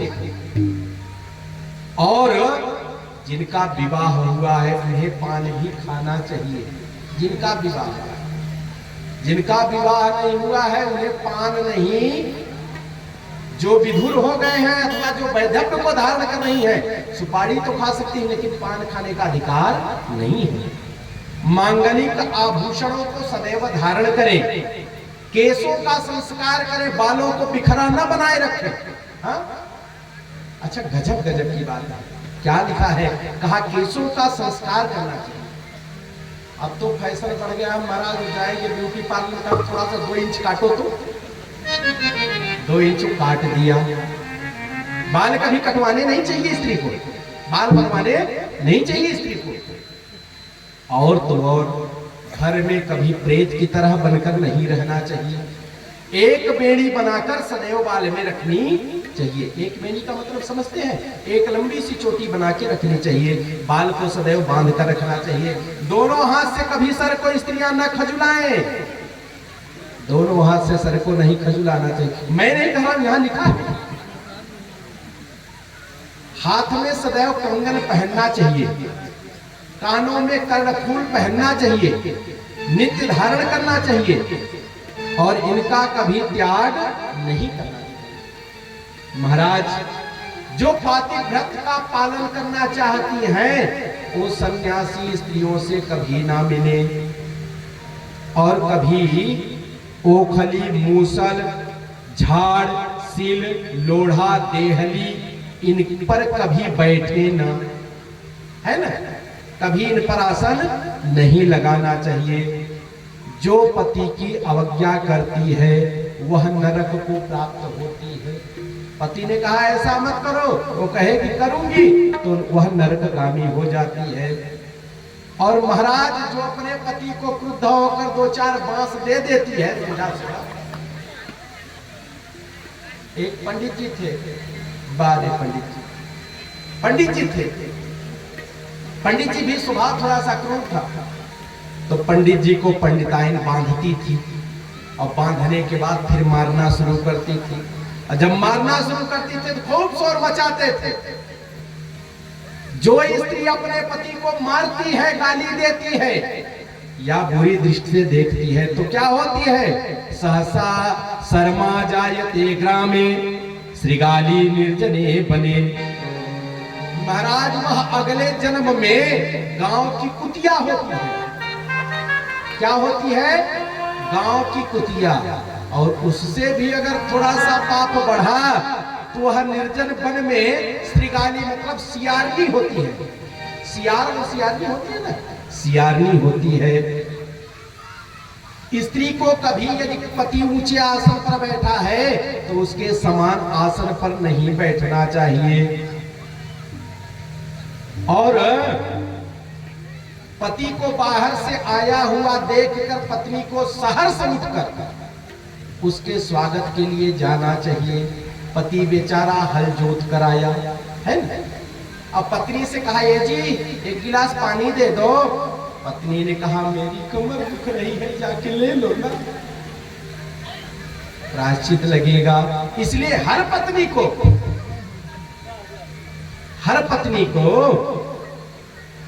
सामने आकर सेवा करनी चाहिए। और जो पत्नी अन्न, जल, भोजन, तांबूल, वस्त्र और मिष्ठान अकेले खा लेती है, अपने पति को नहीं देती, महाराज वह वृक्ष में उल्लू होती है। क्या होती है? उल्लू। ध्यान रखना। कुछ लोग क्या करते हैं, बढ़िया सुंदर मिठाई आई 10 ठो है तो 5 ठो अकेले खा लिया, 5 बची, 5 में 2-2 बच्चे ले लिए, एक पति को मिला। ऐसा कभी नहीं करना चाहिए। जो भी खाए पहले पति को खिलाकर। अच्छा, पतियों को भी यही नियम लागू होता है। ये नहीं पति ही सब कुछ खा ले, पत्नियों को पहले खिलाकर ही पति खाए। अच्छा, गजब गजब की बात है जमुना प्रसाद जी, गजब की बात है। क्या हमारे यहाँ लोग कहते हैं ना, महाराज पत्नी को जब से लाए नौकरानी बनाकर रखा, 24 घंटा पत्नी काम करे, पति काम नहीं कर सकता? कर सकता है। पति के लिए भी नियम बनाया गया। कब? कहा जब पत्नी ऋतु धर्म में रहे तो पत्नी को यह आदेश है कि वह 4 दिन 5 दिन बेड रेस्ट करे, फिर वो भोजन नहीं बनाएगी। भोजन कौन बनाएगा? पति बनाएगा। भोजन कौन बनाएगा? पति बनाएगा। भोजन पति और बच्चे बनाए। और यदि सामूहिक परिवार है तो उसमें महिलाएं आपस में बांट लेती हैं कि मैं रति धर्म में हूँ, ऋतु धर्म में हूँ, तो तुम बना लो, जब तुम हो जाओगी तो मैं बना लूंगी। इस तरीके से लोग आपस में बांट लेते हैं। लेकिन जब एकाकी परिवार है, जहाँ सिर्फ पत्नी पति बच्चे ही रह रहे हैं, वहां यदि पत्नी रजो धर्म में है तो 4 दिन 5 दिन भोजन पति को ही बनाना चाहिए। और पत्नियों को खूब कहना चाहिए कि आज हम ये खाएंगे, हाँ आज ये बना के दो। भाई पति तो यही कहते हैं ना कि भैया मुझे ये बनाओ। अब 4 दिन पत्नियों को खूब आदेश करना चाहिए। सरकार आदेश नहीं, प्रार्थना करनी चाहिए, सरकार मुझे ये खाने की इच्छा है, ये खिलाओ। अब पतियों को खूब प्रेम से बनाना चाहिए। महाराज जो अपने पति का ताड़न करती है, ज्यादा पीटती है, महाराज वो बाघिनी होती है अगले जन्म में। बाघिनी मतलब समझती है? सिंघनी। सिंघनी। ताड़िता ताड़ितम चेक्षे था व्याघ्री वृषदंसिका। महाराज वो व्याघ्री होती है जो अपने पति को छोड़कर अन्य के साथ रहती है, वह केक राक्षसी होती है। जिसका पति है अपने पति के साथ, पतियों को भी यही है, जिनकी सुंदर पत्नियां हैं अपने पत्नियों का परित्याग करके दूसरे स्त्री के साथ रहते हैं, वो राक्षस की योनि में जाते हैं। और जो स्त्रियां अपने पति का परित्याग करके दूसरे पुरुष के साथ रहती हैं, वो राक्षसियां होती हैं। जो मिष्ठान बगैर पति के खिलाए स्वयं खा ले, वो ग्राम की सुगर होती है। सुगर समझते हैं ना? ग्राम सुगर। महाराज अथवा वह बकरी की जोनी प्राप्त करती है, चाहे वो ग्राम सुगर बने अथवा बकरी बन जाए। हमारे पतिया समझ में आ रही है ना? जो अपने पति को तू कहकर बोलती है, या तो कृत्यम प्रियम ब्रूया।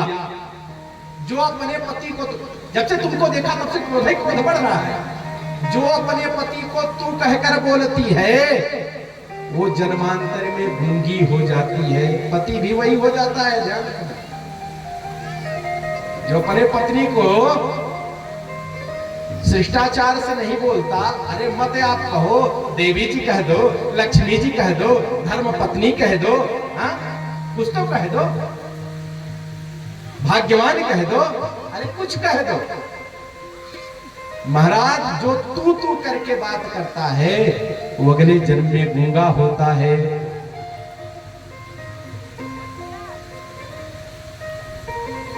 जो अपने पति से डाह करती है वो वैधव्य को धारण करती है। जो अपने पति का नजर बचाकर पर पति के साथ रहती है वह कुरूपा होती है, कुमुखा होती है। इस प्रकार से ब्राह्मणी ने श्री पार्वती जी को बड़ी सुंदर उपदेश दी। साधन्या जननी लोके सधन्यो जनकः पिता धन्यः स च पतिर्यस्य गृहे देवी पतिव्रता। इस लोक में वह माता धन्य है, उसके पिता भी धन्य है तथा उसका पति भी धन्य है, जिसे पतिव्रता नारी प्राप्त हो जाती है। अब महाराज जिसे पतिव्रता नारी न प्राप्त हो उसका घर मानो नरक ही है। बिन घरनी स्त्री अगर सुलक्षणा मिल गई तब तो सब कुछ सही सही है, और यदि चंडी मिल गई तो घर तो। अच्छा, गजब की व्याख्या है क्या?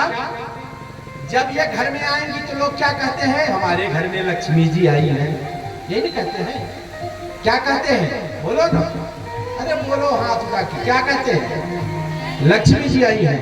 क्या कहते हैं? जोर से बोलो, क्या कहते हैं?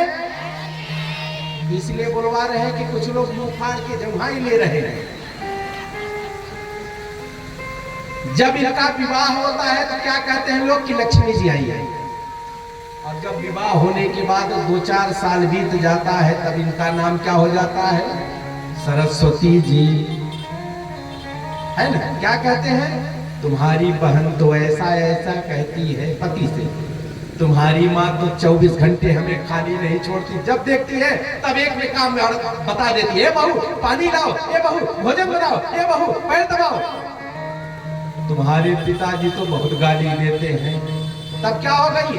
आई तो लक्ष्मी, बाद में सरस्वती, और इतने पर भी बात नहीं बनी तो कले चंडी गृहे गृहे, घर घर में चंडी का वास हो जाता है। फिर तो भैया संभालो। महाराज,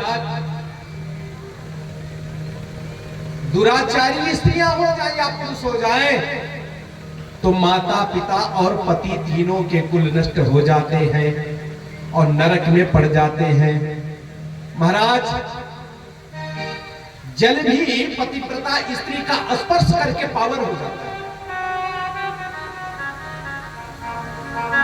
चाहे गंगा जल में स्नान कर लो, चाहे गंगा स्नान कर लो, त्रिवेणी स्नान कर लो, कावेरी स्नान कर लो, गोदावरी स्नान कर लो, चाहे पतिव्रता का दर्शन कर लो, दोनों एक समान है। अनसुईया ने क्या किया? अनसुईया ने अपने घर में तीनों देवों को बालक बना दिया। नाम सुनियो कि नहीं? माता अनसुईया ने डाल दिया पालना, झूल रहे तीन देव बन करके। माता अनसुईया ने डाल दिया पालना, झूल रहे तीन देव बन करके लालना। माता अनसुईया ने डाल दिया पालना, झूल रहे तीन देव बन करके लालना। माता अनसुईया ने डाल दिया पालना, झूल रहे तीन देव बन करके लालना। ब्रह्मा भी झूले, विष्णु भी झूले, ब्रह्मा भी झूले, विष्णु भी झूले, ब्रह्मा भी झूले, विष्णु भी झूले, ब्रह्मा भी झूले, विष्णु भी झूले। शंकर भी झूल रहे बन करके लालना, झूल रहे तीन देव बन करके लालना। माता अनसुईया ने डाल दियो पालना, झूल रहे तीन देव।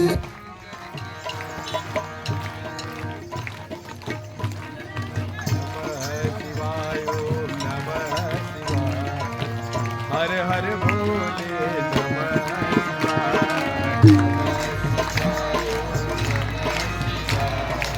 हर हर भोले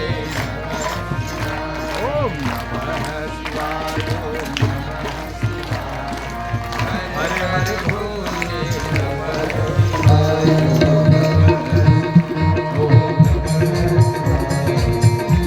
हर भोले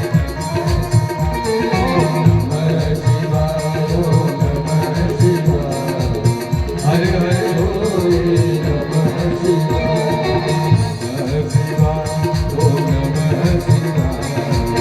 हर हर भोले।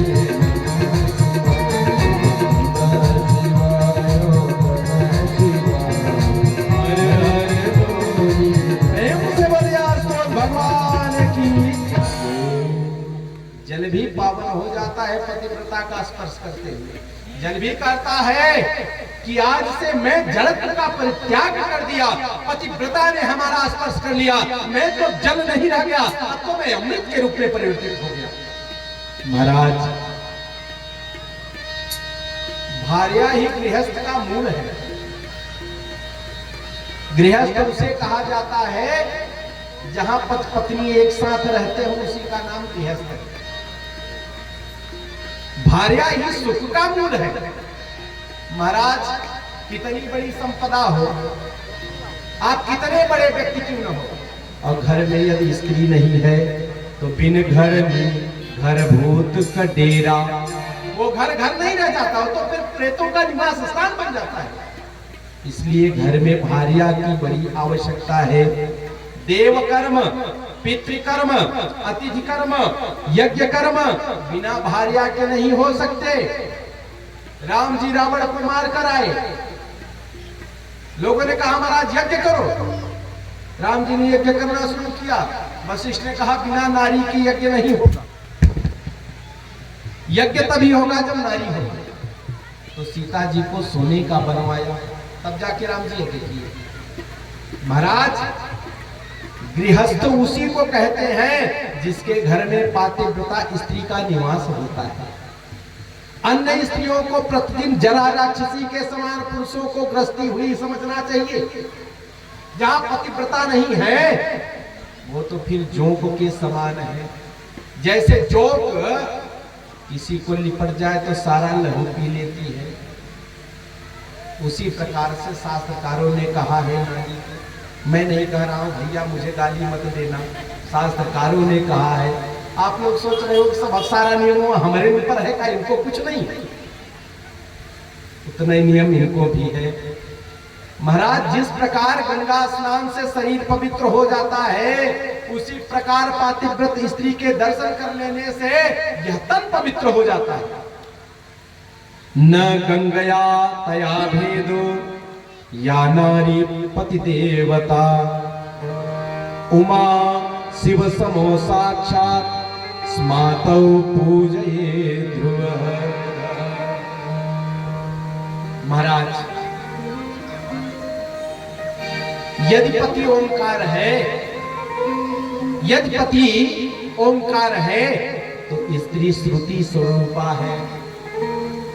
यदि पति तप है तो स्त्री क्षमा है। यदि स्त्री सत्क्रिया है तो पति उसका फल है। हे शिवे, इस प्रकार के दाम्पत्य जीवन धन्य है। इसके बाद पतिव्रताओं में 4 लक्षण बताए हैं।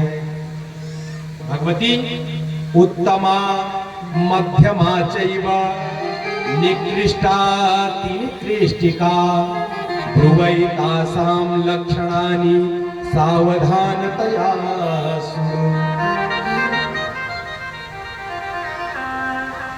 पतिव्रताओं के 4 लक्षण बताए। क्या?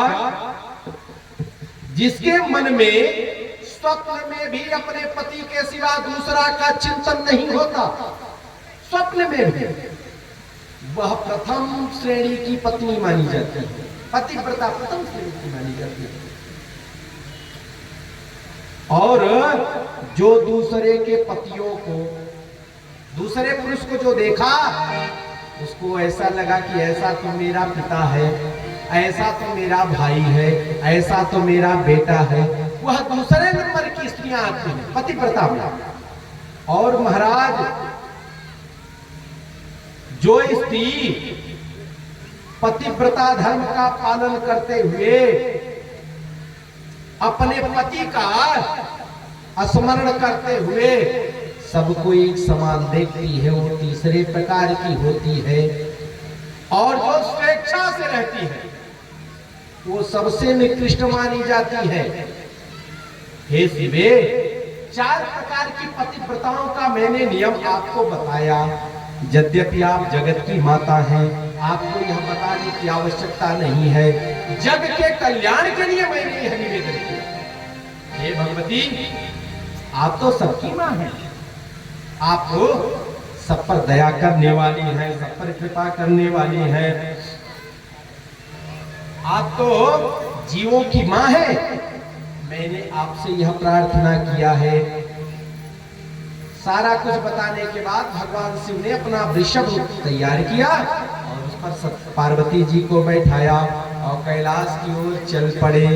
ओम नमः शिवाय, ओम नमः शिवाय, हर हर भोले नमः शिवाय ओम नमः शिवाय ओम नमः शिवाय हर हर भोले नमः शिवाय ओम नमः शिवाय ओम नमः शिवाय हर हर भोले नमः शिवाय ओम नमः शिवाय ओम नमः शिवाय हर हर भोले नमः शिवाय ओम नमः शिवाय ओम नमः शिवाय हर हर भोले नमः शिवाय ओम नमः शिवाय ओम नमः शिवाय हर हर भोले नमः शिवाय ओम नमः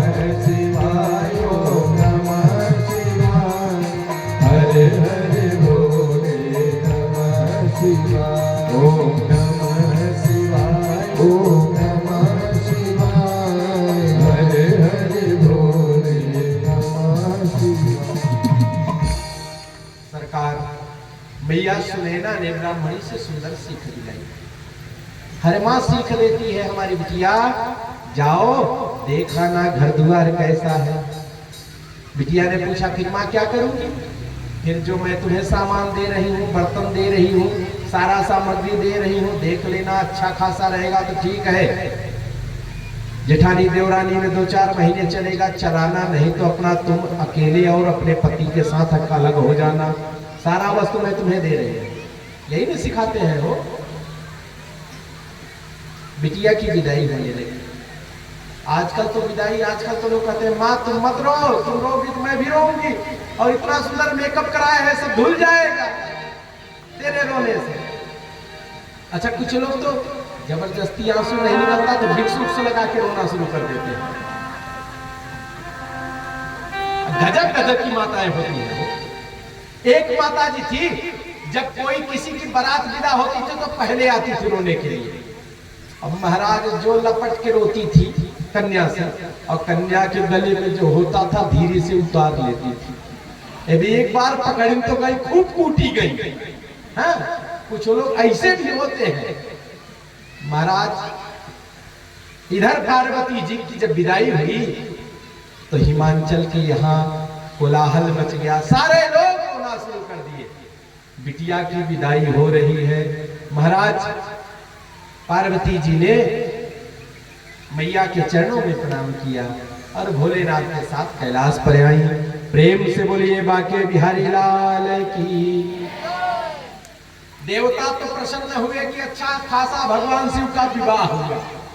ब्रह्मा जी और प्रसन्न हुए। ब्रह्मा जी ने कहा था आपने एक विवाह के लिए हमें झिझकारा था, एक विवाह के लिए हमसे जो है आपने खूब कहा था, मैंने आपका 2-2 विवाह करा दिया।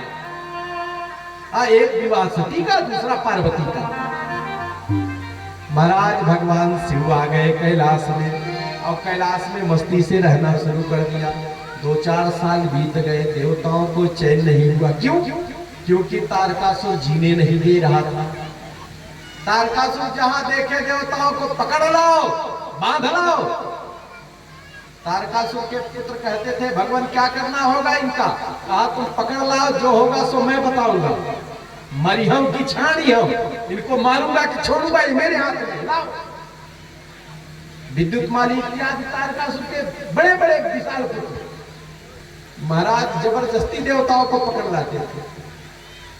सारे देवता त्राहिमाम करते हुए ब्रह्मा जी के पास पहुंच गए और ब्रह्मा जी से कहा ब्रह्मन अब गुजारा नहीं हो रहा है, तारकासुर का अत्याचार दिनों दिन बढ़ता जा रहा है। हे भोलेनाथ अब तो कृपा कीजिए, हे ब्रह्मदेव अब तो कृपा कीजिए। ब्रह्मा जी ने कहा मेरा भी बस नहीं चल रहा है। तो ब्रह्मा जी और देवता मिलके विष्णु जी के पास आ गए, जजमान विष्णु जी के पास। विष्णु जी से कहा हे भगवान अब तो रक्षा करो। विष्णु जी ने कहा चिंता नास्ति जगद्धातः सर्वभद्रं भविष्यति शरणं व्रज देवेशे शंकरस्य महाप्रभो। विष्णु भगवान ने कहा सुनो देवताओं, तुम्हारे दुख को दूर करने का एक ही उपाय है। कौन? कहा आस्तोष प्रियंकर भयंकर भगवान भूत भावन का चरण। उनका चरण ग्रहण कर लो, सारे दुख दूर हो जाएंगे। महेश शरणापन्ना ये जना मनसा मुदा तेषां प्रजेश भक्तानां न कुतश्चित् भयं क्वचित्। जिसने भगवान के चरण शरण को ग्रहण कर लिया, जिसने भगवान के चरणारज को प्राप्त कर लिया, जिसने भगवान के चरणामृत का पान कर लिया, महाराज उसके जीवन से भय तो भाग जाता है, उसके जीवन से दरिद्रता तो भाग जाती है, उसके जीवन से दुख समाप्त हो जाता है। देवताओं ने कहा तो क्या करना चाहिए? कहा भगवान शिव के शरण को ग्रहण करना चाहिए। कि शंकर तेरी जटा में बहती है गंगाधार, शंकर तेरी जटा में बहती है गंगाधारा, बहती है गंगाधारा। प्रेम से ताली बजाते हैं। शंकर तेरी हरि बोल। भोले तेरी जटा बहती है गंगाधारा, बहती है गंगाधारा। काली घटा के अंदर, काली घटा के अंदर देखो जिमदामनी उजाला, काली घटा दामनी उजाला। प्रेम से ताली बजाते हुए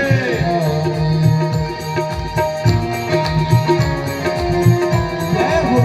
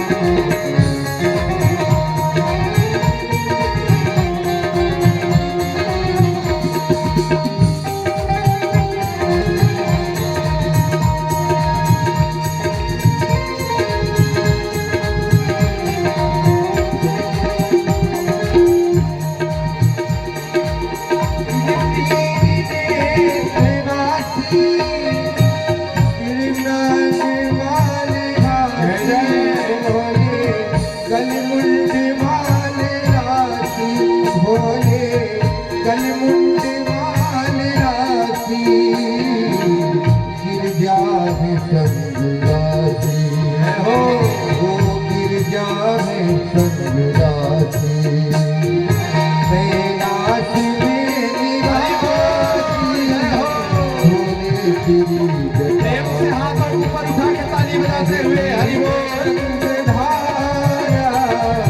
बोल तेरी जटा बहती है गंगाधारा, काली घटा के अंदर दामनी उजाला। बोल तेरी जटा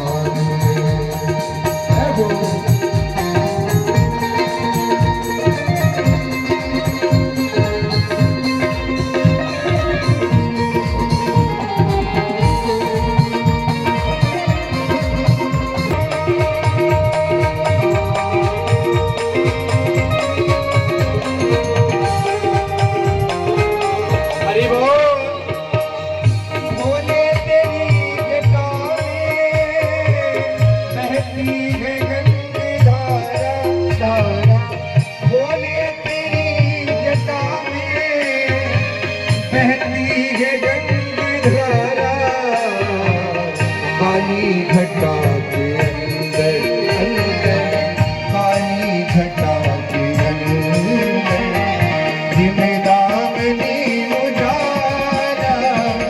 भोले तेरी जटा में बहती है गंगाधारा,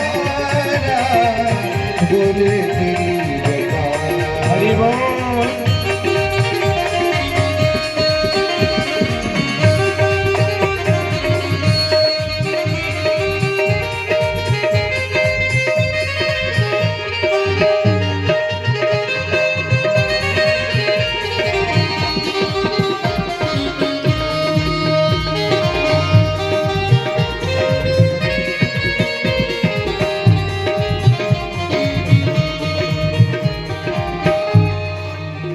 प्रेम से बोलिए तो भगवान की जय हो। सारे देवता कैलाश पहुंच गए और जैसे कैलाश पहुंचे ना, भगवान शिव को देखा, शिव दिखाई नहीं पड़ रहे हैं।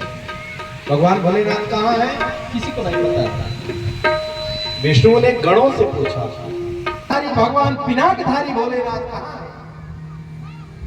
गणों ने कहा, हे भोलेनाथ, हे भगवान, हे हरे श्रीणु प्रिया प्रीत्या यथार्थम ब्रूमहे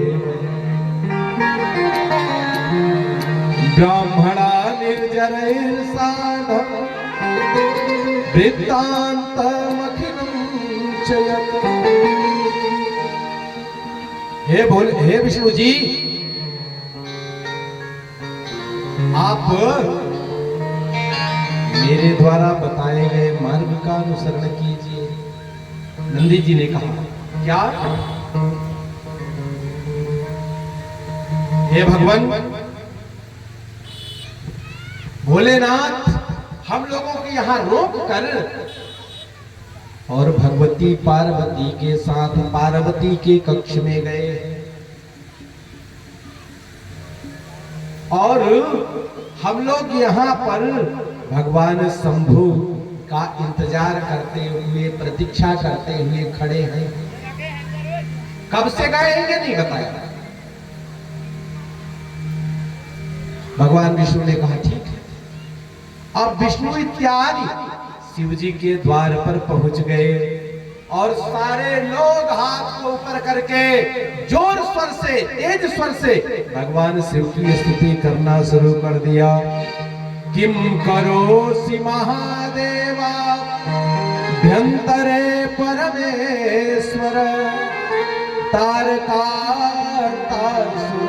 सर्वान् पाहिन शरणागतान्। हे भोलेनाथ, हम लोगों ने विवाह इसलिए नहीं कराया था कि तारकासुर हम पर अत्याचार करे और आप मौन अवस्था में चुपचाप आश्रम में बैठे बैठे आनंद करें। हे भगवान, तारकासुर